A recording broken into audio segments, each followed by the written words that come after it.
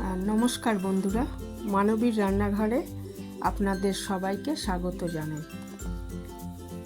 আমি আজকে ফেলে দেওয়া ভাতের মাড় আর চা দিয়ে একটা রূপচর্চার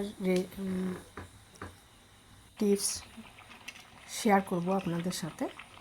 আমরা যখন হাঁড়িতে ভাত করি, বা আমি এখানে প্রেসার কুকারেই দেখিয়েছি, হাঁড়ি তো বেশি ব্যবহার করি না, তো যাই হোক, তো তখন যে ভাতটা হয়ে যাওয়ার পর যে মাড় থাকে বা ফ্যান থাকে সেটা তো আমরা ফেলে দিই। তো সেটা দিয়ে কিন্তু আমাদের খুব সুন্দর রূপচর্চার জিনিস হতে পারে।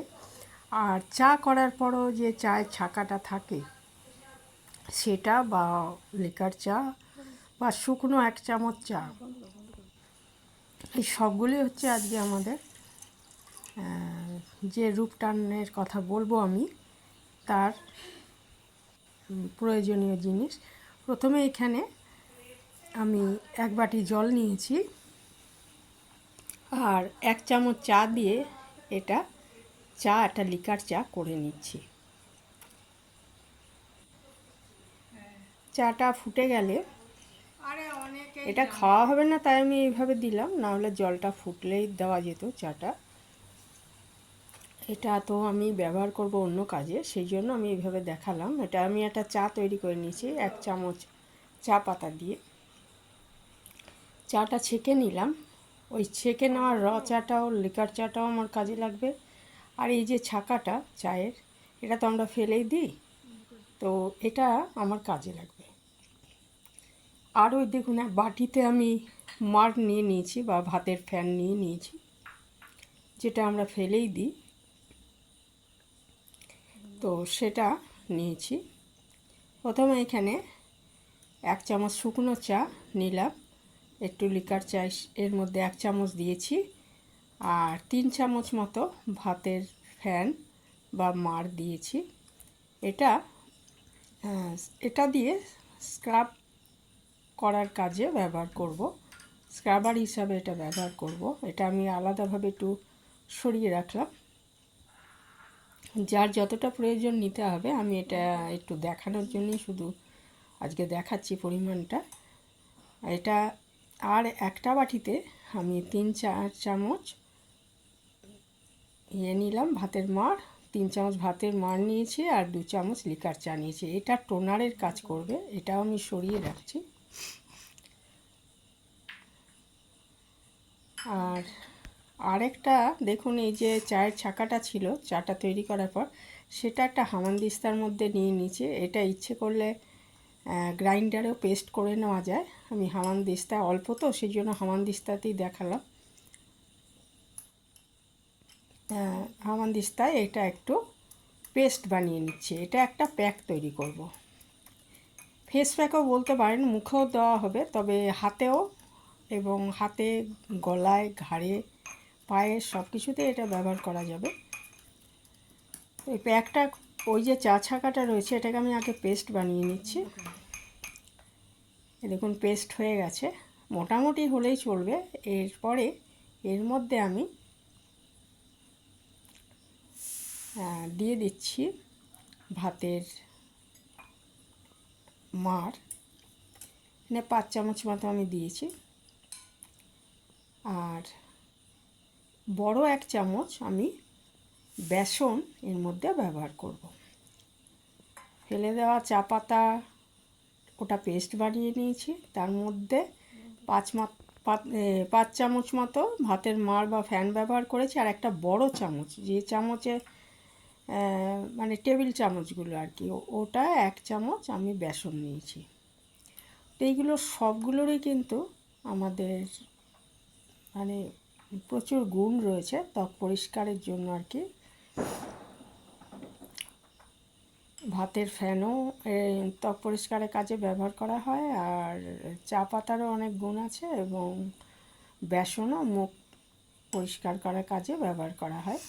তো এই 3টে জিনিস মিলিয়ে একটা প্যাক তৈরি করলাম। এটাও আমি সরিয়ে রাখছি, একটুখানি এটা রেখে দেব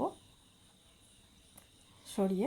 তারপরে দেখুন, আমি প্রথমে আমি একটা হাতই দেখাচ্ছি, এটা আপনি একইভাবে অন্য হাত পায়ের পাতা, মানে পায়ের যতটা সম্ভব আর কি, যারা একটু ধরুন মিডি পরেন তাদের অনেকটাই পাটা খোলা থাকে, তো সবটাই ব্যবহার করতে পারবেন এইভাবে।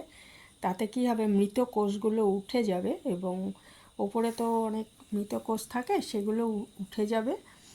আর রোদে পোড়া, যে রোদে পুড়ে যে ট্যান ভাব আসে সেটার জন্য ভালো। দেখুন আমি এটা স্ক্রাব করে নিচ্ছি, হ্যাঁ, যে স্ক্রাবারটা তৈরি করেছিলাম ভাতের মাড়ে শুকনো চা পাতা দিয়ে যেটা করেছিলাম সেটা দিয়ে স্ক্রাব করে নিলাম।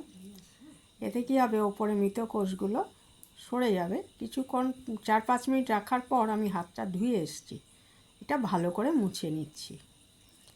মুছে এখানে যে টোনারটা তৈরি করে রেখেছি, এই ভাতের মাড় এবং লিকার চা দিয়ে, সেই টোনারটা একটু ব্যবহার করব। তো ভালো করে আগে মুছে নিচ্ছি। ধুয়ে নিয়ে এসেছিলাম, ইচ্ছে করলে ভেজা গামছা দিয়ে মুছে নিতে পারেন।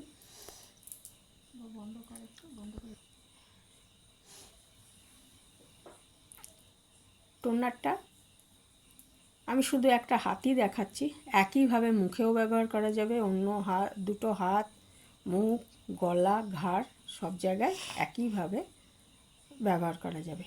টোনারটা মাখার পর 2-3 মিনিট পর এটাও আমি ভেজা গামছা দিয়ে একটু মুছে নেব, বা ভেজা কাপড় দিয়ে একটু মুছে নিতে হবে।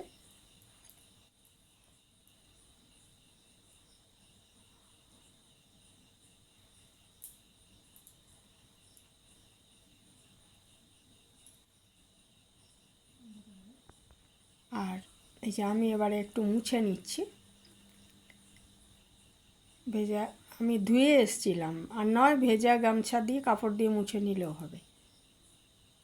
এরপরে আমি লাস্ট ওই যে প্যাকটা বানিয়ে রেখেছি, চা পাতা পেস্ট, যেটা ফেলে দিচ্ছিলাম আর কি, ফেলে দেওয়া যে চা পাতাটা, সেইটা, আর বড় 1 চামচ বেসন, আর ভাতের মাড় দিয়ে যে প্যাকটা বানিয়ে রেখেছিলাম সেটা আমি ভালো করে লাগিয়ে অন্তত 10 মিনিট রাখবো। 10 মিনিট থেকে 20 মিনিট এটা রাখবেন।